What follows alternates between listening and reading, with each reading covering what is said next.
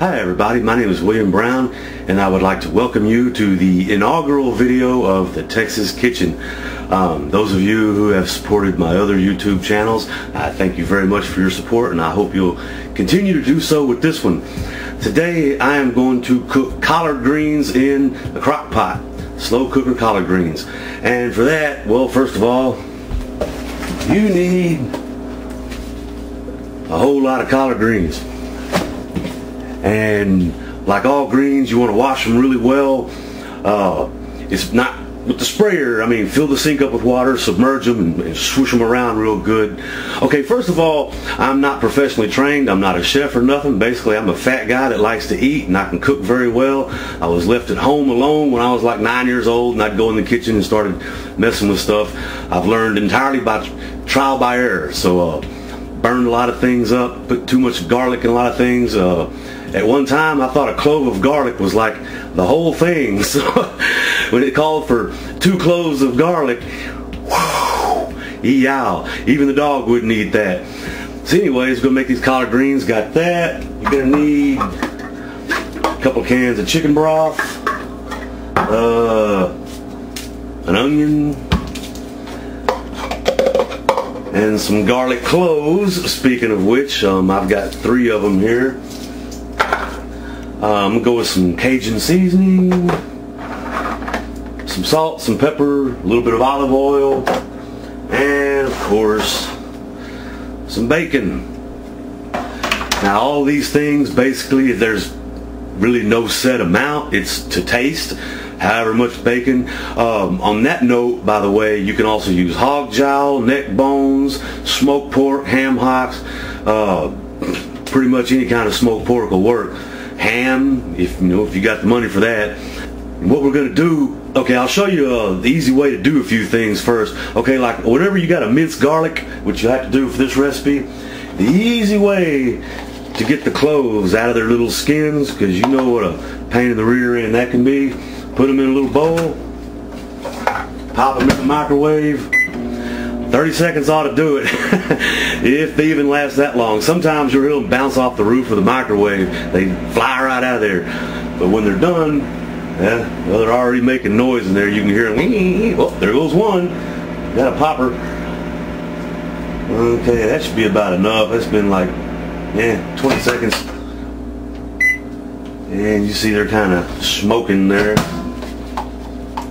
And when you take them out, see, it's slides right out. And that one, and like I said, I'm using 3 cloves in this recipe here, because like most greens, you got to have a whole pile of it and you'll end up with basically a small pot or whatever, enough to feed 3 or 4 people. Helps to keep a trash can handy too, so you don't have to step over there and play basketball with it. Okay, now with collard greens, once you get them clean and everything, the easiest way is fold them in half. Take the leaf, fold it in half, and just cut right down next to that stem. And if you can see what I'm doing here, fold it, just cut that stem off, just like that.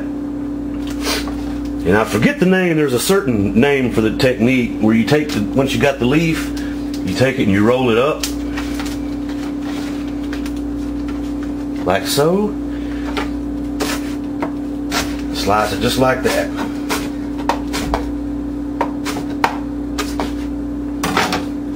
Take them, set them aside in a bowl. And other stuff that you'll need, of course, a crock pot, a skillet or an electric skillet. I like the Teflon coated electric kind, a lot easier to work with, a lot easier to clean up. And a cutting board, knife, all that good stuff. Measuring spoons, whatever you need. So I'm going to get everything ready to go, and then I'll show you how we do it. Okay, as you can see, I got all the collard greens cut up and chopped there. Got that big rib vein, whatever they call it, out of the middle. And it filled up this big bowl. But it'll all cook down, you'll see. It's kind of like if you've ever cooked fresh spinach, you need like a whole garbage bag full of it just to get one pot. So I mean, it goes down real small. Thought I'd show you another helpful hint. If you're Worried about your cutting board sliding around? Put a wash rag underneath it. Okay, now the easy way to cut an onion where you get like minimal waste to get the most out of it, cut that one little round thingy off there, spin it around, cut that other part off like that. Just cut it in half. Oh, it's a fresh onion. We're not gonna chop it too much. I'll be running about the kitchen. Okay. Then just that. Slices long ways. Oh. And generally, I'll go like just a quarter. Cut a quarter, half, and a quarter. Done. Okay, here comes the fun part. Frying bacon is always fun. Get you a little bit of olive oil, just not a whole lot, just that ought to do it. Move that around a little. Okay, first thing we're going to do, throw the bacon on there. And I chopped the bacon up into like kind of little pieces there. And what we're going to do is cook the bacon until it's like close to crispy. Not all the way done, but close. Let's get it going there. Okay, this bacon is getting close to being done. One of the things I was going to point out is that no, the collard greens I got, they are not organic. We're poor, so we can't afford to buy organics, and I don't want to hear that. You can still eat organics even if you're poor. I've seen the prices in the grocery store. No, you cannot. If you can afford organic food, then by all means buy it. If you can grow your own, that's even better. Definitely not knocking anybody for that. But we can't afford it, so we buy what we can afford. Okay, that bacon's just about done, so what I'm going to do next, add the onions. The smell in the house is fixing to get even better. And we're going to kind of stir them around, get them busted apart there, till the onions just start to kind of get soft and they call it like translucent, see-through kind of looking. Oh man, getting hungry now. And it's too bad because they're going in the crock pot. And that's the cool thing about the crock pot is you really can't mess up your meal, but then you ain't fixing to get to eat anytime soon either. So knock that apart. Right, moving right along here.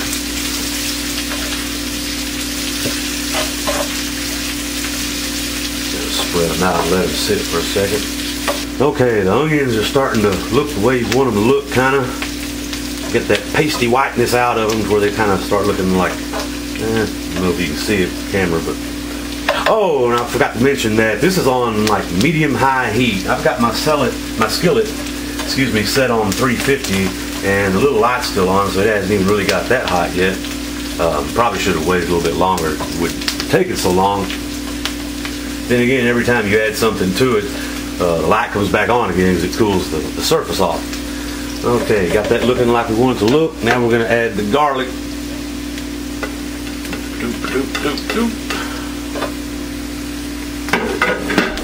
Like so. And not going to cook it terribly long, just enough for the garlic to kind of start adding its smell to the oniony bacon smell, the bacony onion smell, or whatever. Okay. It's like, man, if it just possibly couldn't smell any better, then you add garlic to it. Woohoo! Now that is just about done.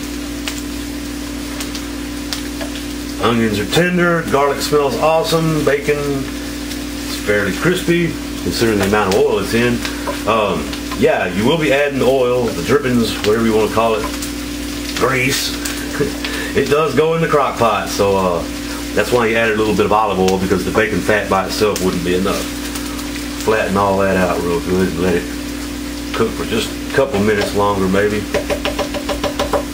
Okay, now it's ready. Turn that off, unplug it, and set that aside for just a second. Okay, I got my crock pot all set up and ready to go here. Now the first thing I want to do is get my skillet with my stuff in it. Okay, hold on a second here. And just dump the whole lot of it into the crock pot. Like so. Okay, next add your chicken broth. And I went with 2 cans. Like I said, it's this ain't rocket science. It's basically just a matter of personal preference. If you use chicken broth instead of water, you ain't never going to hear nobody complain about there being too much liquid or juice in it. I'm going to turn this up on high. Go ahead and get it started. Now when you cook them, you can either go cook them on low for 6 hours or on high for 3 hours. And I'm going to go on high on mine. Okay, we're going to get some of this Louisiana seasoning. Where's my... a teaspoon? Yep. I guess I really don't need to measure that. You don't want to use too much of this stuff here. Okay, I don't know if you can see this brand, Louisiana fish fry products, Cajun Seasoning. Man, this stuff packs a wallop.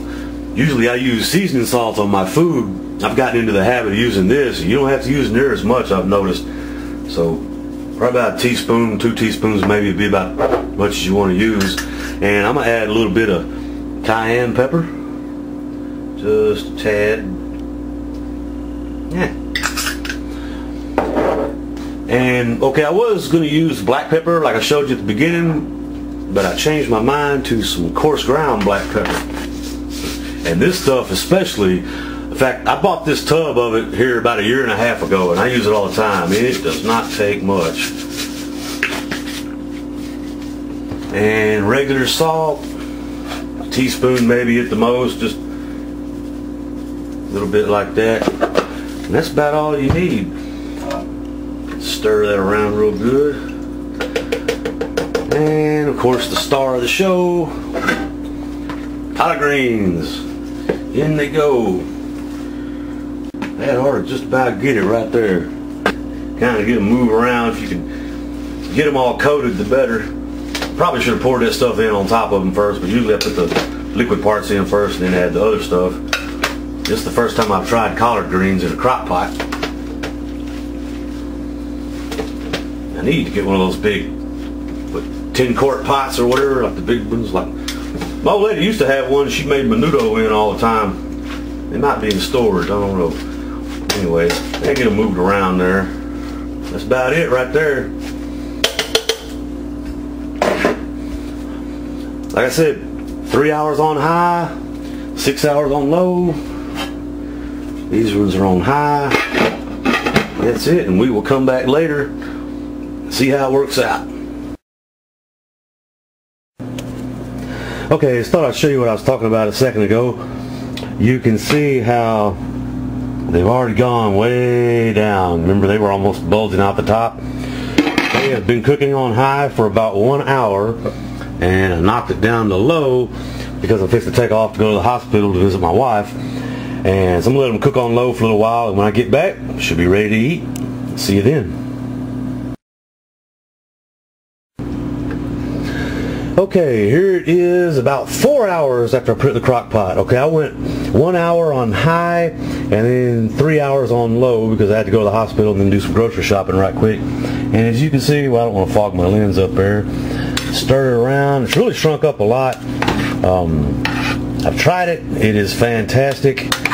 And I believe I'm going to serve this tonight with some cornbread, jalapeno cornbread as a matter of fact, and some boudin.